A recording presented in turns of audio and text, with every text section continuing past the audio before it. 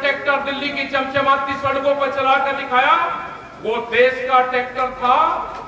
वे किसान भी देश के थे, वो ट्रैक्टर भी देश का है। ये कान खोलकर फिर सुनना दिल्ली, वो ट्रैक्टर भी यही है और वो किसान भी यही है। अगर जाना होगा तो पार्लियामेंट पर जाएंगे, जब भी जाना होगा पार्लियामेंट के वहां पर जाएंगे। हमने बार बार कहा कि देश में अगर किसी पार्टी की सरकार होती तो वह जरूर बातचीत करती। देश में किसी पार्टी की सरकार नहीं है, ये गलत फहमी में निकाल दो जो ये हमारे ऊपर एलिगेशन लगाते हैं कि आपने बीजेपी को यह कह दिया।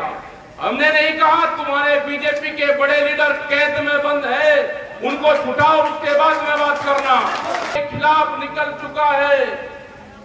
आप जो एलिगेशन लगाओगे हम उनको सहन करेंगे, हम आपको देश नहीं बिकने देंगे। ये बहुत बड़े बड़े भाषण आपने कहे कि हम देश नहीं बिकने देंगे। आज वही प्रधानमंत्री है देश को बेचने का काम कर रहा।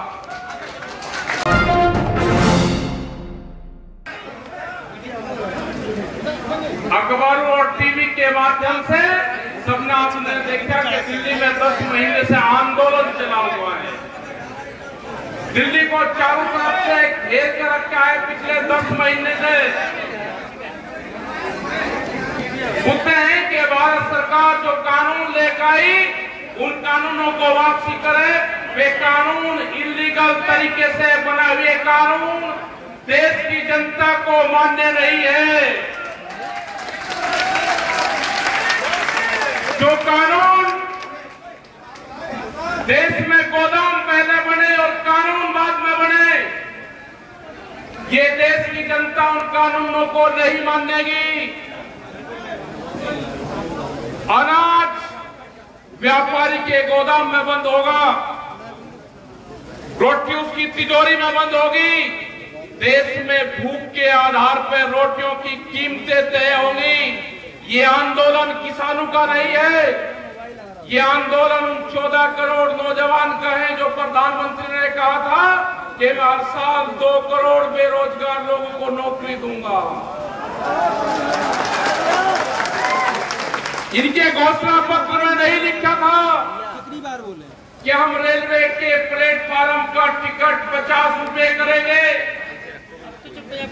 हम ट्रेनों को बंद करके स्पेशल ट्रेन का नाम देके और उसके 4 गुना रेट करेंगे। नहीं लिखा था, इसमें नहीं लिखा था कि 60 साल से ऊपर जो रेलवे में जो टिकट में कम रेट पे मिलता था, जो बेनिफिट होता था आम जनता को, आज वो पूर्ण रूप से बंद कर दिया गया।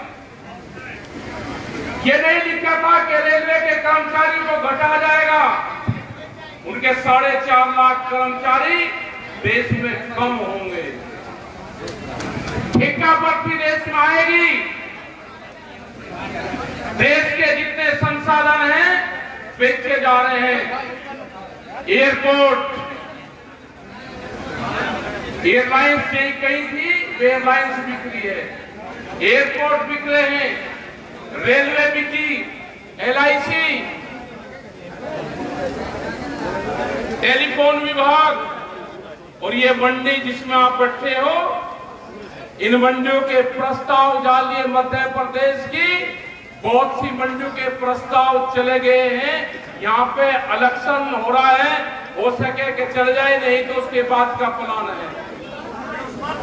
उन्होंने कहा है कि मंडियों की आमदनी कम हो रही है। मंडियों की आमदनी जब कम होती है जब उसमें फसलें नहीं जाती। एक तरफ आप कहोगे कि मंडी के बाहर आप अपनी फसल बेच लो, फिर आप कहोगे कि मंडियों की आमदनी घट गई। उन मंडियों को बेचने का काम करा जा रहा और ये कहा कि इन मंडियों में एग्री बेस इंडस्ट्री लगेगी, कृषि की फैक्ट्रियां लगेगी। इनको अपने चेतों को मंडियों की जमीन बेचेंगे। एक जिले में कई हजार करोड़ रुपया की जमीनें हैं, ये मंडियां भी बिकेगी। रेलवे लाइन की जो पासपोर्ट जो जमीन पड़ी थी पास में, उनके प्रस्ताव हो रहे हैं। रेलवे की जमीन जा रही है, जो लोग जिनके खेत नेशनल हाईवे के आसपास हैं, एनएच में जो नेशनल हाईवे है, कानून आ गए कि आप 500 मीटर तक कोई भी कॉमर्शियली एक्टिविटी नहीं कर सकते। जो आप सोचते थे कि मैं गुमटी लगा लूंगा, मैं खोखा लगा लूंगा, आप भूल जाओ उसको। आपकी ना गुमटी लगेगी ना आपका खोखा लगेगा। अगर किसी ने गुमटी खोखा लगाने का काम करा तो पूरा का पूरा खेत, वो खसरा नंबर, वो गांव समाज की जमीन में, गांव समाज में निहित होगा। तो बचेगा क्या? बचेगी देश में बेरोजगारी, भुखमरी, और आप लड़ते रहोगे जो 2013 में आप लड़े। आप उसमें लड़ाने का काम करा जाएगा। जब ये कानून की लड़ाई शुरू हुई दिल्ली में, हमारे ऊपर बहुत एलिगेशन लगे। अगर सरदार लोग आंदोलन में थे तो उनको खालिस्तानी, कौन सा देश है खालिस्तानी? या सिख कम्युनिटी जिन्होंने इन जंगलों को तोड़ के देश को अनाज दिया। 2013 में दंगे करवाने का काम सरकार ने करा। इनको खालिस्तानी बताओगे? अगर कोई मुस्लिम समाज से लोग हैं इनको पाकिस्तानी बनाओगे? क्या वो हम देश में करना चाहते हैं? ये वही लोग हैं जिन्होंने झगड़े करवाए। इनके चक्रव्यूह में नहीं फंसना। जब हमने आंदोलन और आगे चला तो इन्होंने कहा कि छोटा बड़ा किसान है। जब आंदोलन जनवरी के महीने में हमको लाल किले पे लेके गई, लाल किले का कोई रास्ता नहीं जानता था। लाल किला डालमिया को बेच दिया। इनका लाल किला नहीं है। लाल किले पे अगर 2 दिन के लिए भारत सरकार लेती है झंडा फहराने के लिए तो डालमिया को किराया देना पड़ता है। लाल किला ने कोई कानून नहीं बनाए। कानून भारत की पार्लियामेंट में बनाए, गलत तरीके से बनाए। अगर देश के किसान को जाना होता, 4 लाख ट्रैक्टर दिल्ली के अंदर थे, 20-25 लाख आदमी दिल्ली के अंदर थे। अगर हमको जाना होता तो हम पार्लियामेंट में जाते। हमने उनको कहा कि जो 10 साल पुराना ट्रैक्टर आपने बंद करा है, किसान अब 10 साल पुराना ट्रैक्टर नहीं चला सकता। ये कानून आ गया है दिल्ली में। हमने वही 10 साल पुराना ट्रैक्टर दिल्ली की चमचमाती सड़कों पर चला कर दिखाया। वो देश का ट्रैक्टर था, वे किसान भी देश के थे, वो ट्रैक्टर भी देश का है। ये कान खोलकर फिर सुनना दिल्ली, वो ट्रैक्टर भी यही है और वो किसान भी यही है। अगर जाना होगा तो पार्लियामेंट पे जाएंगे। जब भी जाना होगा पार्लियामेंट के वहां पे जाएंगे। ये कानून वापसी ले लो, ये कानून वापसी ले लो। 3 काले कानून हैं आपके। एमएसपी पे गारंटी कानून चाहिए। आप अपनी जो फसल बेचते हो, हम लाइन में लगे रहते हैं, देश का किसान लाइन में लग रहा है। वो अपनी 40 क्विंटल फसल नहीं बेच सकता। देश का व्यापारी 10,000 क्विंटल आपसे खरीद कर बेचता है। हमको भी वो मंडी वो मार्केट बता दो कि कहां बेचता है वो 10,000 क्विंटल। आपसे खरीदी हुई सस्ती फसलें वो एमएसपी पे बिकती है। यहाँ के अधिकारी, यहाँ का व्यापारी और यहाँ की सरकार मिली हुई है। आपको लाभ नहीं दे गए। बड़ा व्यापारी यहाँ का मिला हुआ है। छोटे दुकानदार और छोटे व्यापारी को मारना चाहते हैं। जो दुकानदार शहर में नौकरी करता, दुकान करता है, वो इंडस्ट्रीज वाला नहीं है। वो दुकानदार वो है कि अगर मौदा की मंडी मजबूत होगी, यहाँ पे फसलों की कीमत ठीक मिलेगी तो हम सीधे मार्केट में जाएंगे, वो पैसा मार्केट में देंगे, मार्केट से सामान खरीदेंगे, वो आगे खरीदेगा। ये पीढ़ी दर पीढ़ी हमारा काम चल रहा था। ये दुकानदारों को भी मारने का काम करते हैं। वो जो गुमटी खोल कर बैठता है, जो 100-200 लोगों को उधार सामान देता है गांव में, ये उसको भी मारने का काम करेंगे। बड़ी बड़ी कंपनियां देश में आ रही है। हमने बार बार कहा कि देश में अगर किसी पार्टी की सरकार होती तो वह जरूर बातचीत करती। देश में किसी पार्टी की सरकार नहीं है, ये गलतफहमी में निकाल दो जो ये हमारे ऊपर एलिगेशन लगाते हैं कि आपने बीजेपी को ये कह दिया। हमने नहीं कहा, तुम्हारे बीजेपी के बड़े लीडर कैद में बंद है, उनको छुटाओ, उसके बाद में बात करना।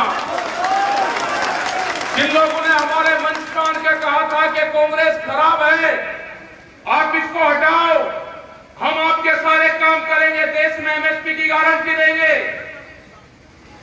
वो आप लोगों ने हटवाई, हमने सबने हटवाई वो सरकारें।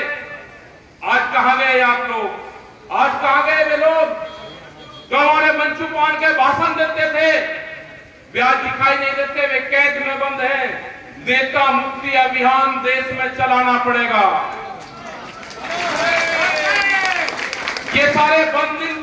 ये बंधन तोड़ के बाहर आएंगे। इनकी सरकारें नहीं है देश में, देश में है मोदी सरकार, और मोदी सरकार को चलाती है कंपनियां। ये कंपनी राज देश में नहीं चलेगा, कंपनी राज नहीं चलेगा। नारे भी सरकार बताएगी कि कौन सा नारा लगेगा। कोई एडवाइजर बॉडी की मेंबर नहीं है कि नारे कौन सा लगेगा। नारा जो लगेगा देश में वो लगेगा, हमको संविधान में राइट्स दिए गए हैं कि हिंदुस्तान में रहने वाली हर जातियां, हर धर्म के लोगों का सम्मान होगा। कौन पूजा पद्धति कैसे करेगा उसका सम्मान करा जाएगा। यहाँ पे हमको राइट्स दिए गए हैं संविधान में। हमने नारे भी लगाए जो हमको संविधान न दिए, वे नारे भी लगेंगे और तुम्हारे खिलाफ आंदोलन भी चलेंगे। ये किसान, ये देश का नौजवान, ये महिलाएं, ये दुकानदार आपके खिलाफ निकल चुका है, आपके खिलाफ निकल चुका है। आप जो एलिगेशन लगाओगे हम उनको सहन करेंगे। हम आपको देश नहीं बिकने देंगे। ये बहुत बड़े बड़े भाषण आपने कहे कि हम देश नहीं बिकने देंगे। आज वही प्रधानमंत्री है देश को बेचने का काम कर रहा।